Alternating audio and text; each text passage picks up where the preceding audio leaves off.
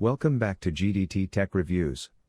In this video we are going to do a detailed review and pick the top 5 best Nikon cameras, 2022. So let us get started and the review based on our studies and small research. If you have any personal suggestion, do let us know in the comment section. If you are for the first time, don't forget to subscribe and click on the bell icon for more videos. We will be also providing affiliates link to purchase from Amazon. Kindly use to for best offers and purchase from anywhere in the world. So let's get started. The Nikon D3500 is a 24 megapixel entry-level DSLR with an APS-C CMOS sensor that is cheaper, lighter, and has a longer battery life than the D3400 that it replaced. It was designed with the new photographer in mind and features a guide mode that will essentially teach you how to shoot in various situations. The D3500's guide mode puts it into an easy-to-use space in the market. This mode makes it easy to tell the camera what kind of scene you are trying to capture and essentially teaches you the basics of photography, such as shutter speed, aperture and exposure compensation along the way. This is a camera that a brand new photographer can pick up and start making decent pictures without a steep learning curve.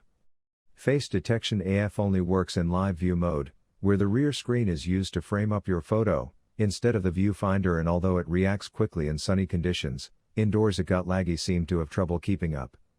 There is no touchscreen functionality on the 921K LCD screen, which can be a little frustrating if you're used to shooting mirrorless or with a phone. Another unfamiliar, but minor, annoyance could be that the optical viewfinder only covers 95% of the frame. It's pretty standard for an entry-level DSLR like this, but means it's hard to precisely judge what is and isn't in the edges of your photo. The Nikon D780 is a 24 megapixel DSLR capable of shooting 12 frames per second in live view and uncropped 4K video at 30 fps. It brings many of the newest live view features from the mirrorless Nikon Z6 to a Nikon DSLR for the first time, including on sensor phase detection pixels. As the third in a series of very impressive Nikon DSLRs, specifically, the D700 and D750, Nikon had big shoes to fill with the D780. Both of its predecessors were excellent cameras, and still are great cameras today, even the D700 with just 12 megapixels. Everything on the video side of things is completely new. The D780 shoots very high quality video, oversampled 4K with no crop, as well as 1080p video at 120 fps. Not to mention 10-bit N-Log capabilities when shooting over HDMI. At the time of this article's publication, the D780 is Nikon's best DSLR for video, though the upcoming D6 is likely to at least match it. Only the Z6 and Z7 mirrorless cameras have slightly better video features overall, thanks to their in-body image stabilization and electronic viewfinder.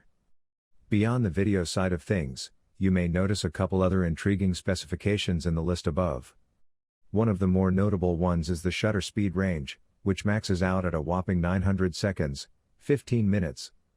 Aside from specialized astrophotography DSLRs, it's simply unheard of to have such long pre-programmed manual shutter speeds. This is an exciting and useful addition on Nikon's part.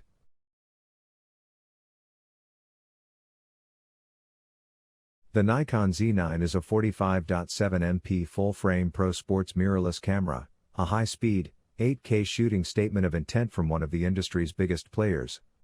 Nikon becomes the third brand to build a pro-grade mirrorless camera around a fast readout, stacked CMOS sensor, and seems determined to show that has no intention of being an also-ran as the market moves to mirrorless.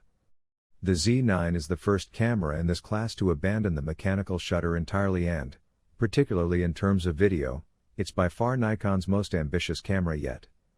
Nikon had said some time ago that the Z9 would be built around a stacked CMOS sensor, with all the speed benefits that brings for burst rate, readout speed, AF updates and video performance. But that initial reveal didn't make clear how ambitious a sensor it would turn out to be.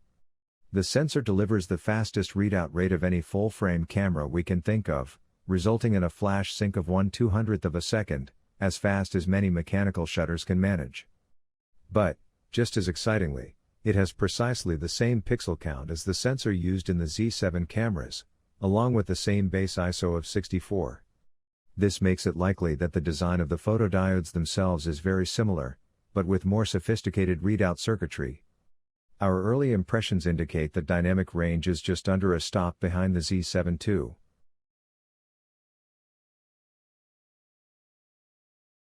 The Nikon D850 is Nikon's latest high-resolution full-frame DSLR, boasting a 46MP backside illuminated CMOS sensor. But, in a fairly radical departure for the series, it is also one of the company's fastest-shooting DSLRs. This combination of properties should significantly widen the camera's appeal to high-end enthusiasts as well as a broad range of professional photographers. The use of a backside illuminated BSI sensor means that the light-collecting elements of the sensor are closer to the surface of the chip. This should not only increase the efficiency of the sensor, improving low-light performance, but should also be expected to make the pixels near the edges of the sensor better able to accept light approaching with high angles of incidence, improving peripheral image quality. The D850 has gained a more usable electronic front curtain shutter option, EFCS, which can now be used quiet shutter modes, as well as live view and mirror up mode. To get the full benefit, though, you need to turn on exposure delay, which has had 2 sub-second delay settings added. However, exposure delay persists across all shooting modes. Thankfully, and presumably thanks to a redesigned shutter and mirror mechanism, mirror/shutter shock doesn't seem to be much of an issue, even without engaging EFCS. The D850 has no anti-aliasing filter, which should allow for slightly finer detail capture but with added risk of moire, if any of your lenses are sharp enough to out-resolve a 45.7MP full-frame sensor. There's still no sign of the clever design Nikon patented, so, unlike the Pentax K1 or Sony RX1 or 2, you can't engage an anti-aliasing effect if you do find false color appearing in densely patterned areas. The D850's 45 megapixels allow it to compete directly with the higher pixel counts of the Canon EOS 5DSR, Fujifilm GFX 50S and Pentax 645Z.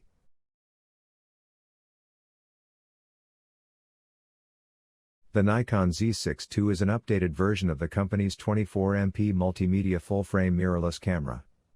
It gains more processing power to add improved autofocus and a few other tweaks to an already well-rounded feature set.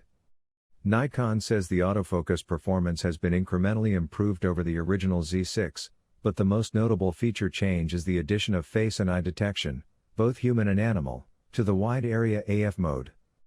Previously these features were only available in auto area AF, meaning the camera decided where to focus.